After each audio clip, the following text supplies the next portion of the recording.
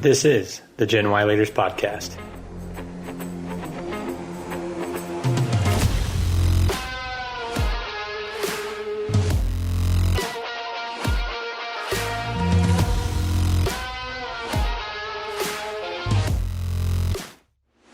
Welcome to the Gen Y Leaders Podcast, where we guide millennials to become the next generation of business leaders and entrepreneurs. I'm your host, Eric Huey, and multiple times a month, we bring you interviews from high-performing millennials who are challenging perceptions and changing expectations of our generation. Our mission is to help you overcome fear, take action, and go confidently in the direction of your dreams.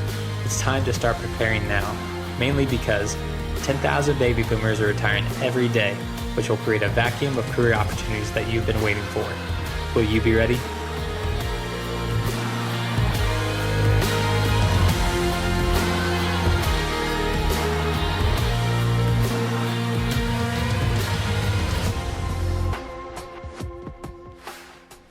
Sarry, welcome to the Gen Y Leaders Podcast.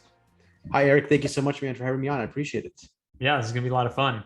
Cool topic that I myself don't know a lot about, but I imagine my viewers don't know much about either. So I'm excited to dive into it. But if you could, just from the start, tell us who you are and what you do. Yeah, definitely. Thank you for that. So my name is Sarry Ibrahim. I'm a CEO of Financial Asset Protection. We are a financial services firm. We help clients in all 50 states pretty much grow wealth, save it, protect it. We also help with like financial strategies, whether like, for example, somebody's in debt or they want to save for a business or already are in business and need to figure out different ways of finding liquidity, planning for retirement, pretty much trying to solve all their money problems. That's what we do. I've been in this space for about 6 years and really started when I was doing my MBA. I did my MBA in Chicago, and I originally went to school with an MBA with a concentration in project management. I thought I was going to become a project manager, but as I was taking those courses, I really didn't like blend that well with that subject. Nothing against it; it just wasn't for me. Sure. I really enjoyed sales and marketing. I really enjoyed talking to people. So I got into sales at Allstate Insurance, and I was spent Monday through Friday all day long talking to people about their assets, about their businesses, about their goals. And I started to notice like people became really comfortable talking to me about money. And I also became very comfortable talking to people about, their financial issues too. So I didn't really see any of those barriers because there could be a lot of barriers, right? When you talk to people about money, I saw kind of like, this is what I wanted to do. I wasn't sure exactly like what kind of career that would be, like financial consultant, financial planner. I really didn't know. I was new to the industry, so I stuck through it. I was, in insurance and financial services, kind of under that umbrella. Got into Medicare after that. I was kind of in the healthcare field, more on the insurance side. And then I read a book called The Bank on Yourself Revolution by Pamela Yellen. Just found it randomly on Amazon. Bought the book, read it, and I love the concept. It's a concept called the bank on yourself concept of financial strategy. Yeah. And then I ended up starting the company Financial Asset Protection, and this is our main focus now. So the bank on yourself concept is our main focus. It's also referred to by other people as the infinite banking concept, but different trademarks, but the underlying asset is the same, and the same strategies are used. So that's kind of like how I found it, what I do right now, and why I wanted to be on your show to talk about the strategy and how it can help a lot of people. For sure. What drives you as an entrepreneur to have this as your main arrow in your quiver? Yeah, good question. The main thing is that I use this personally. My wife uses it. All of our friends and families use it. So it's something that I directly believe in. It's not something I'm just selling because I have to sell just to like make money. It's something that I'm involved in. I think that even if I was involved in a different field, in a completely different field, I would still use this concept. So the core of it is I believe in it. I would recommend it to anybody around me, friends, family, acquaintances, associates, whoever. I would definitely I believe in it. And I think it's important. I think you have to have that kind of mentality in the sales part of your entrepreneurship in your business. You have to be able to strongly believe in the product, not just something you have to sell. For sure. That's great. So without further ado, give us the rundown on what is the bank on yourself methodology.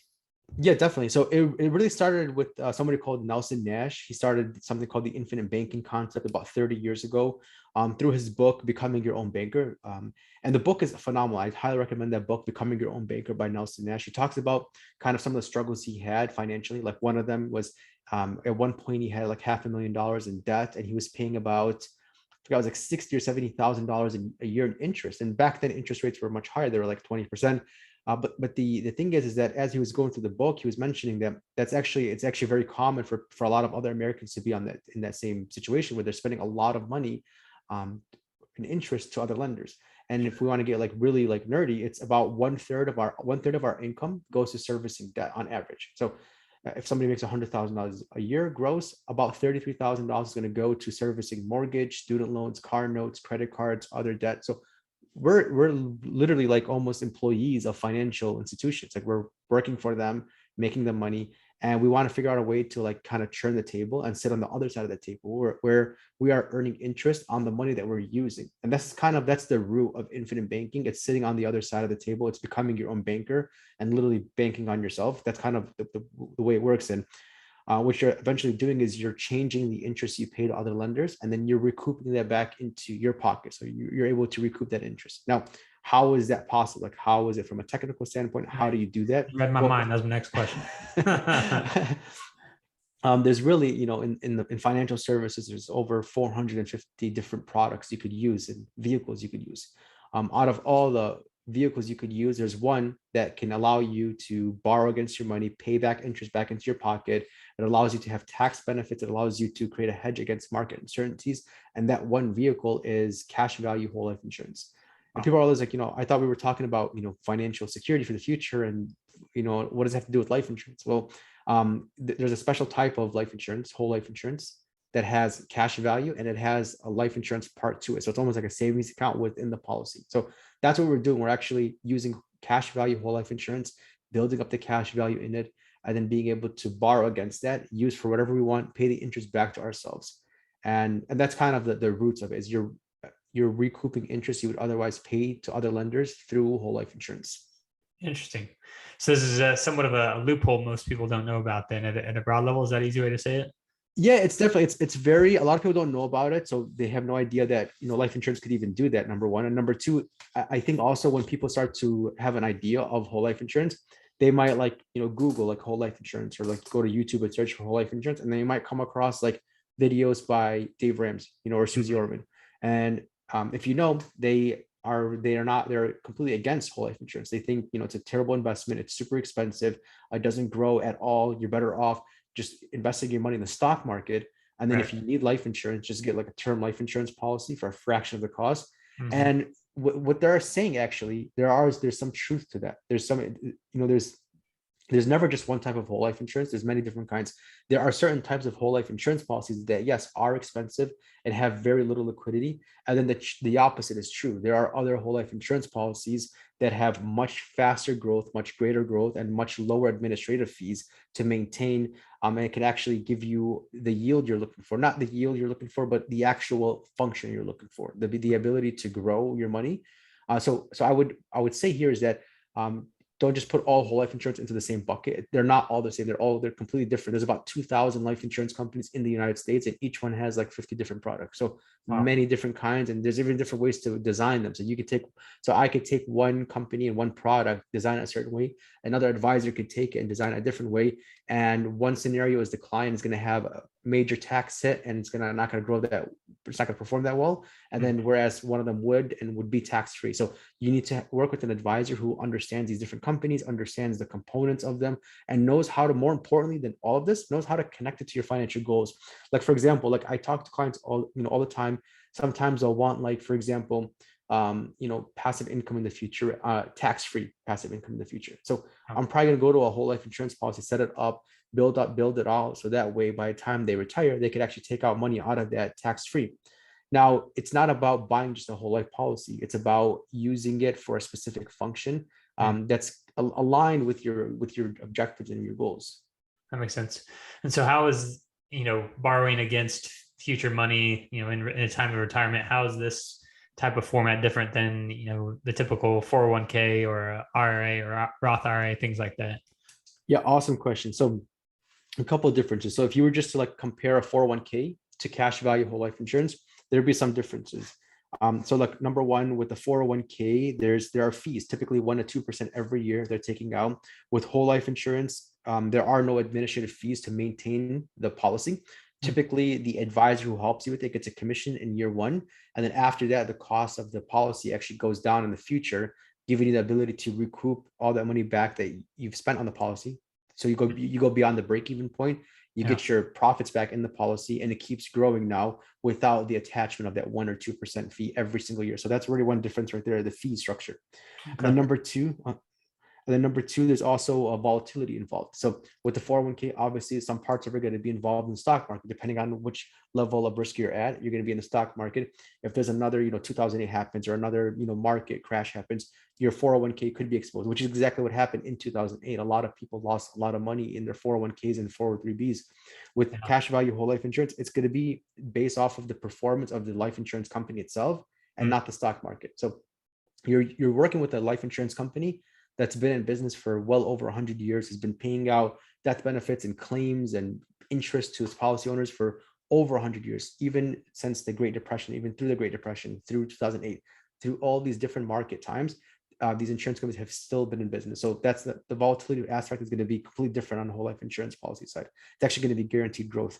And then number three, liquidity too. So the ability to borrow. So if you have a 401k and you want to take out a loan against it, you could.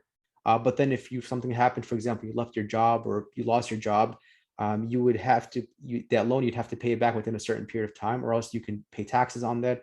Also, in most situations, you can't touch that money until you're 59 and a half anyway, as far as withdrawals go. If you do, there's a 10% penalty and you're taxed at ordinary income.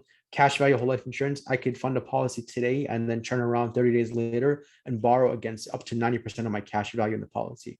Wow. So there's a lot more liquidity and freedom with cash value whole life insurance rather than a 401k. Yeah. And then of course, the last one, taxes. So, excuse me. So with the 401k, as I'm putting dollars into the policy, I'm deferring to the future. So if I make $100,000 a year, I'm taking $10,000 from my income, putting it into the 401k. That year, I only pay taxes on 90,000, which is good short term. Sure. But then if I keep doing that every single year, by the time I'm like 60 years old, I have $500,000 in a 401k. Every dollar I take out of there is going to be taxed at ordinary income. So then it kind of stretches into another question: is what do we think taxes will be in the future? Do we think they'll be higher or lower? I personally think that taxes will be much higher in the future because of the need to fill in those gaps for, the government is printing all this money. They need a way to recoup that money back, and they're going to take that back by increasing interest rates in the future. That's my opinion. That's what I think is going to happen. Life insurance, on the other hand, is the opposite. You pay taxes on it today, deposit into the account, and it grows over the years tax-free, and then you take it out tax-free in the future with the gains and everything. So you never have to worry about taxes going up in the future. So those are kind of the four differences between your traditional 401k qualified accounts and your cash value whole life insurance. Very cool. So what does this look like when you get to the end point of retirement? Can you take out large lump sums at a time, or is it something you set up for, monthly passive income? Does it just depend on need? What's that look like? Yeah, so you could do so at any point. You could borrow against your money or withdraw against your money, withdraw your money. So, and both of those have their own reasons. Gotcha. Being able to, you could borrow at any time in the policy. You could actually withdraw at any time. If in retirement, we would typically recommend that clients would withdraw, like for example, 5% of your total balance. So if you have $100,000, just to make even numbers, you would take out $5,000 a year out of that in retirement. You could decide any of these numbers. You're in control of your money. You're your own banker. At the same time, what you could even do is you could do a combination of both. Like for example, let's say for the next 30 years, I'm going to be funding this policy. Over the next 30 years, I could be funding the policy, borrowing against it, paying back those loans over in and out, like a line of credit throughout the years for 30 years. And then at the end of 30 years, I could say, all right, I'm done. My loans are paid up. Now I want the policy to pay me out 5% every single month until it runs out. Huh. So you could do, there's a lot of things you could do like that get kind of creative. And it's our jobs, obviously, as the advisors to figure out like what the client needs and wants and what they want to do with that money. Very cool. And so what's your structure look like as an advisor? Are you taking a fee of their total value? Like what's that look like, if you don't mind me asking? Yeah, absolutely. No, that's a good question for sure. Yeah. So how do we get paid, and it comes down to it. So for the most part in the financial services world, there's really two ways. It's either going to be fees or it's going to be commission. Sometimes it could be a little bit both, but we only get paid commission. So for example, I help a client, we go through the financial analysis. And then after the financial analysis, we go through the solution. We show the solution. This is how much, you put in over the years. This is how much you'll get back, all the growth, everything. It connects with their goal that's relevant to that client. And then we would submit an application with one of typically 3 different insurance companies, because these insurance companies we work with understand the concept. They understand the bank on yourself concept. They know very well. So we only typically work with 3 insurance companies. We would submit an application to either one of the 3. Sometimes it could be both if it's like a husband, wife, and based off of how the analysis goes, it'll let us know which direction to take. So we would submit it to at least one insurance company. It goes through medical underwriting. It takes about 4 to 6 weeks to get approved. After it gets approved, then we would have another meeting with the client. We'd go through the numbers all over again, make sure everything's congruent, everything fits as to what they needed and wanted to begin with. And then after that, we would start funding the policy. After they fund the policy, then we would get paid a commission from the insurance company. And it doesn't make a difference on the premium. So like, for example, if somebody says, all right, you know what, I'm ready to save $10,000 a year for the next 30 years, whether we submit that, whether they go through us or go through the insurance company directly, it makes no difference as far as their premium dollars. You, in that situation, you would want to go through an advisor, right? Because it doesn't make a difference. And plus the insurance company is probably going to want you to go through an advisor just to make sure that the policy is being serviced throughout the way. So we would get paid from the insurance company, and that's really our only form of revenue at this point. Gotcha. Is there any insight or strategy as far as like the size of the insurance company, like whether you have your plan through, a small mom and pop shop or some, larger provider for risks adjusted occurrences, like the small mom and pop shop going out of business or folding or getting acquired into a larger provider, things like that? Yeah, good question. So how do we evaluate that? How do we, look at which company is good and bad? Yeah. We would look at number one. I think the most important one is time, how long they've been in business. We look for at least 100 years. We want to see them be able to go through, the worst economic times and still exist. Yeah. And there's certain things that, if you know about insurance companies, there's certain things that they do that keeps them alive, even in poor economic times. Mm-hmm. There's actually a book called All About Annuities. And the author talks about life insurance companies. He mentions that in the United States, there's about 2,000 life insurance companies. And of those, if you were to take all their reserves, all their cash reserves, all these 2,000 life insurance companies and pull together just in the United States, it would be greater than all of the banks and oil companies in the world combined. So that kind of gives you a quantitative picture of how much cash US life insurance companies are actually sitting on compared to the overall currency in the world. A lot of things that happen in the world, whether it's countries that need funding, and if a high-rise building is being built in Germany or whatever, a lot of things internationally happening are based off of US life insurance companies making those investments. So they have a lot of reserves to back up these economic times, and that strengthens the bank on yourself concept even more, because it's not just a theory or concept, but it's based off of logical principles of how large insurance companies are operating and how much they have in reserve. So that's kind of the idea. We're looking for a life insurance company that's been in business for over 100 years. We're also looking for the cash reserves, at least, I would say like the smallest amount, at least $1 billion in cash reserves, readily available. That means that, at any time they could pay out twice those claims. So they would typically have about $500 million in liabilities. If everybody died, they would still be able to pay out everybody and still have $500 million left over. That's kind of what we're looking for too.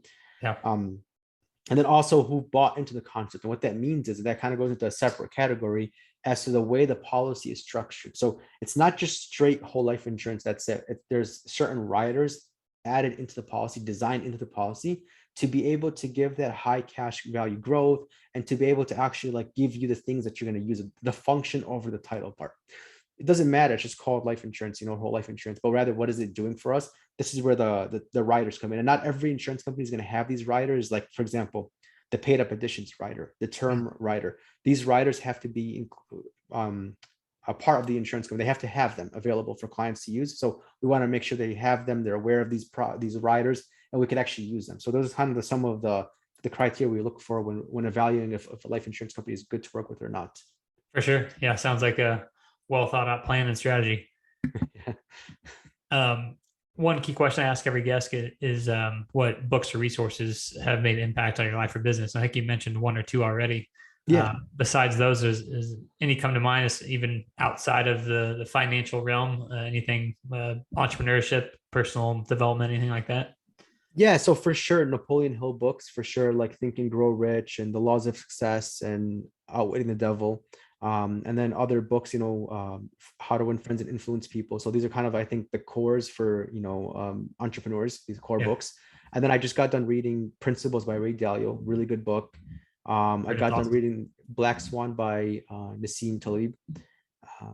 Yeah, so a lot of, I'm really into a lot of like motivational books and kind of understanding yourself, understanding how to control your emotions, how to control your reasoning, how to kind of question yourself and really identify the things you want out of life.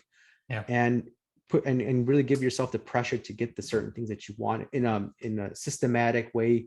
I'm a big fan of like processes and putting things in order and kind of organizing your mind to get the things you actually want out of life. For sure. Well said.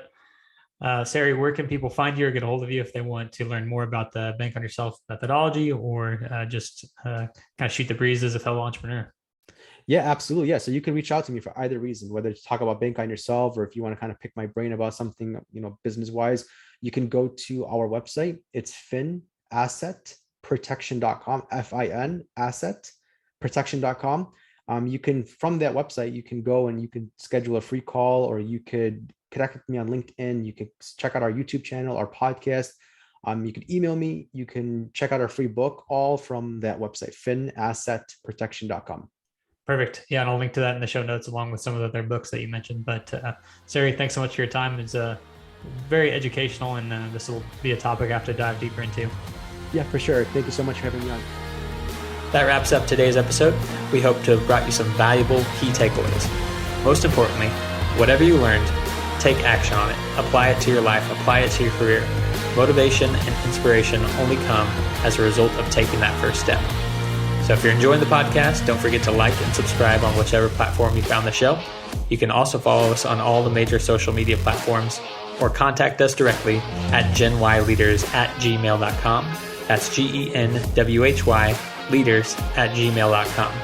Until next time, I'm Eric Huey, and thanks for listening to the Gen Y Leaders Podcast.